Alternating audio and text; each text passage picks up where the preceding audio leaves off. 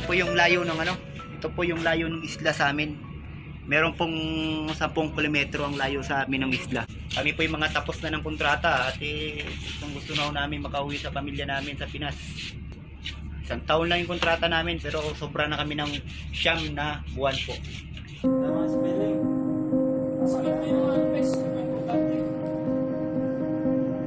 Ito lang po yung banding namin dito, tingin sa dagat.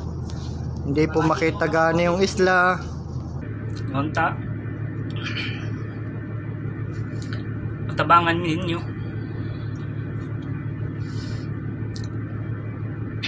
Kung di na po maayo ang dagan sa mga una-una dari kay tungod sa stress.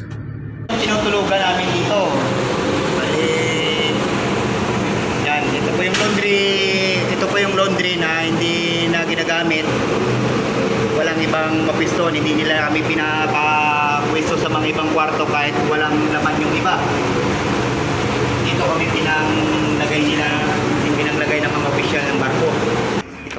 Dito po natutulog yung iba. Yan po yung tulugan namin na binigay nila dito. Lahat po na po pwedeng lutuin namin, diyan lang sa heater na sira na inayos namin para survive kami dito. Ito po yung inumin namin. Bumalik na naman sa kalawang. Oh, grabe. Sobrang kalawang talaga. Hindi talaga maano. Kailangan talagang painitin muna bago inumin. Pag oras na wala na naman hot, nanahimik kami. Babalik na naman ulit sa dati na wala naman hong maayos na pagkain. Yung po kasing protocol po ngayon ng China, yung kanilang quarantine and health protocol, ay bawal pa po magpapasok ng mga dayuhan.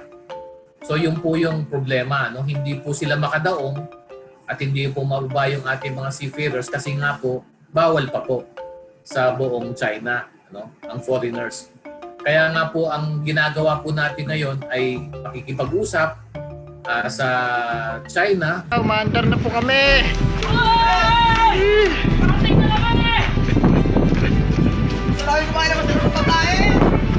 Lapit-lapit na po. Sana makauwi na kami.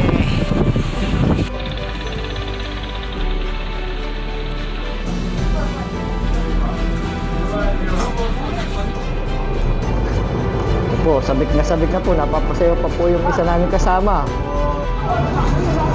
Doon pa lang sa aeroplano, ma'am. Pagsalita pa lang ng captain na uuwi na tayo. Sigawan po talaga kami, ma'am. Sobrang saya po namin talaga. Gusto na namin bumaba.